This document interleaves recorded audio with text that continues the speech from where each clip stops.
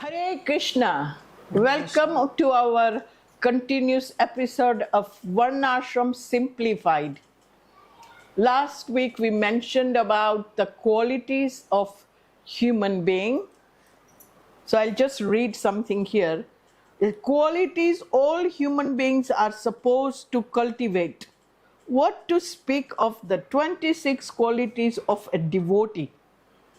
So I just want to mention that at this time that Shivram Maharaj mentions the same thing in his book on Varnashram.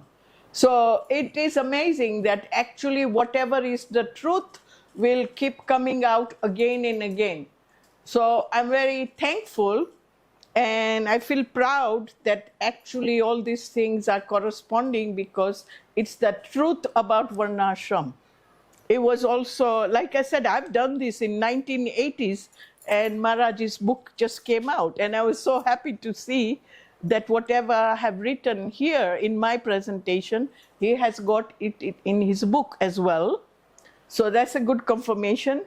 So about these qualities all human beings are supposed to cultivate.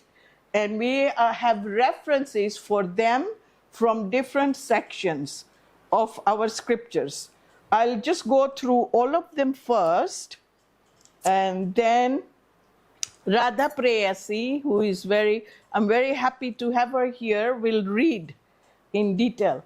So they are listed in Bhagavad Gita, chapter 13, verses 8 to 12, Bhagavad Gita, chapter 18, verses 5 to 12, Srimad Bhagavatam, first canto, chapter 9, verse number 26. It's called Bhishma Dev's Instructions. Then Srimad Bhagavatam, 11th canto, chapter 17, verse 34 and 35. And these are Lord Krishna's instructions to Uddhava. So we'll see how far we go today discussing these qualities. They are really very important, and Srila Prabhupada's instructions are very nectarian.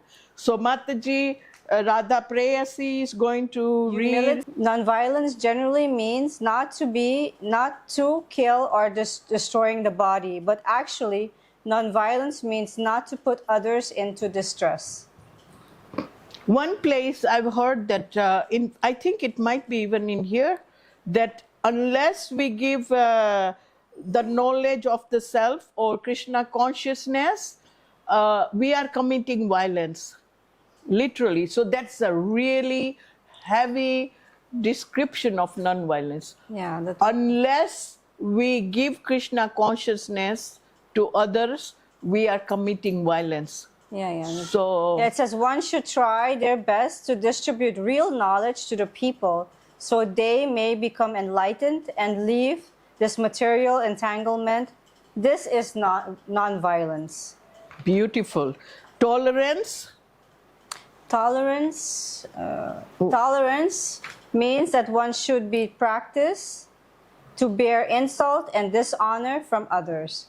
Bear insult and honor from others. So that actually highlights humility, right? Tolerance and humility are together. What else do you have? Simplicity? What do you have? Simplicity means without diplomacy, one should be straightforward, that he can disclose the real truth even to an enemy. That's amazing. Cleanliness? Cleanliness, there are two kinds of cleanliness, internal and external cleanliness.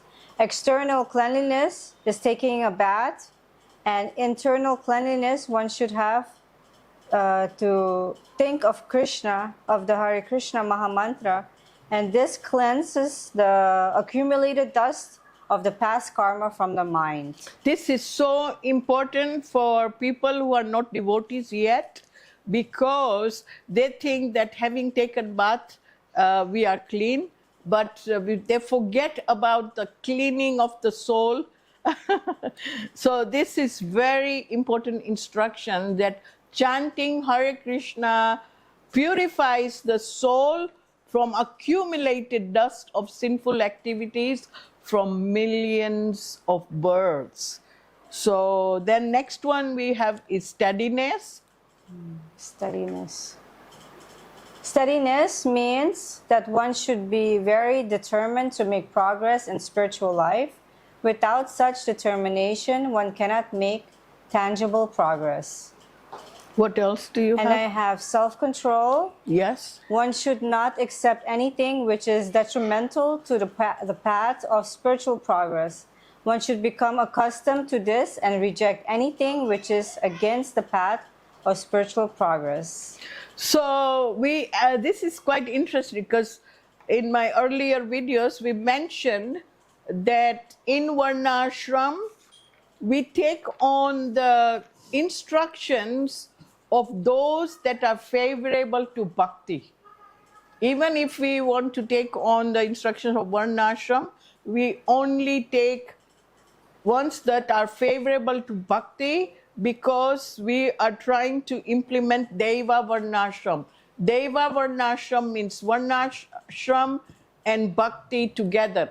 So bhakti takes priority. What else do you have?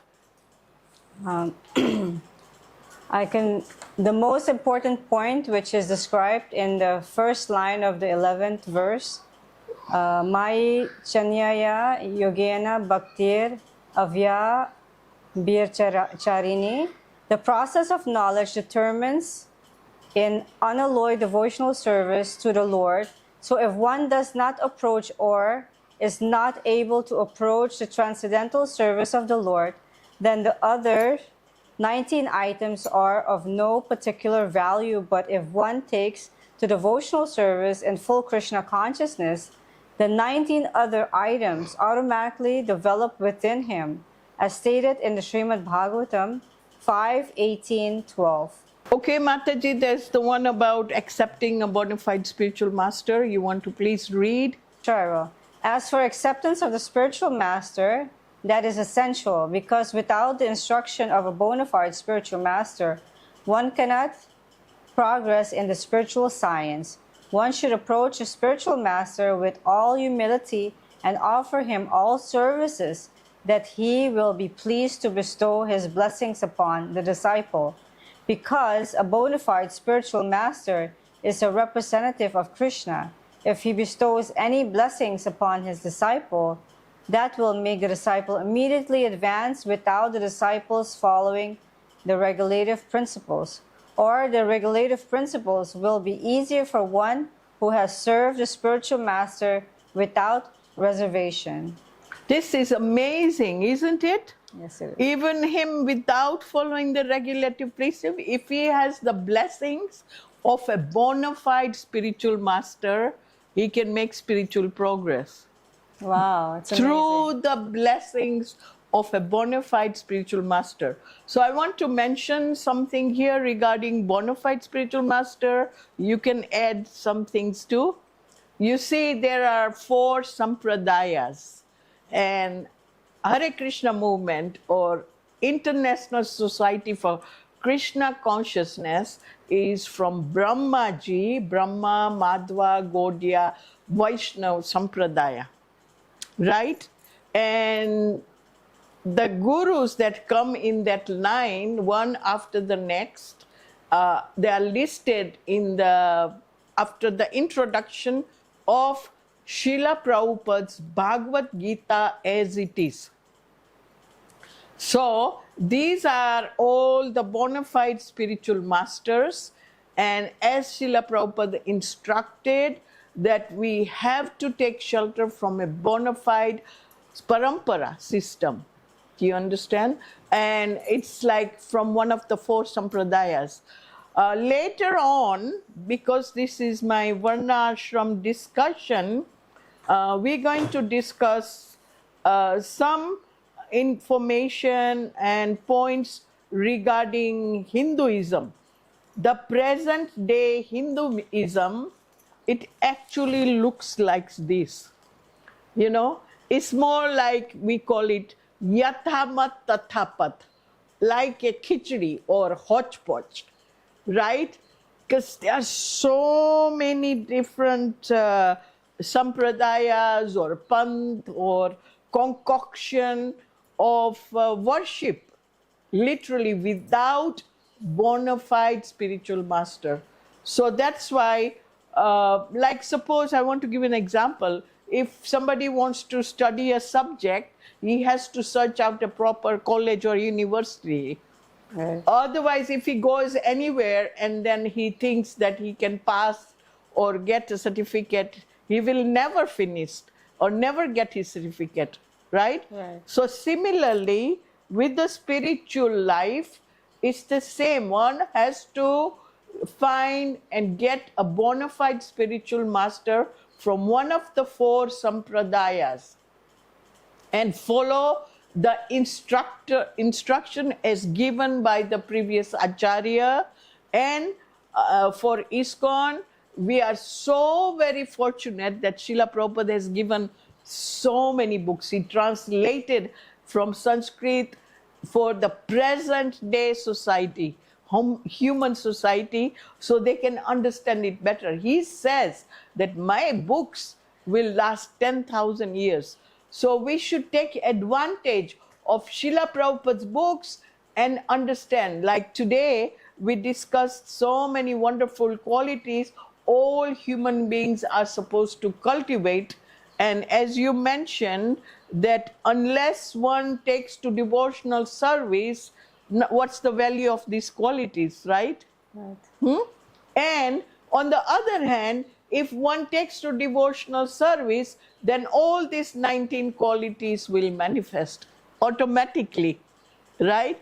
So I think we'll end this for even just one verse or one section of the different qualities which all human beings are supposed to cultivate. Thank you very much. Hare Krishna. Hare Krishna. All glories to Srila Prabhupada.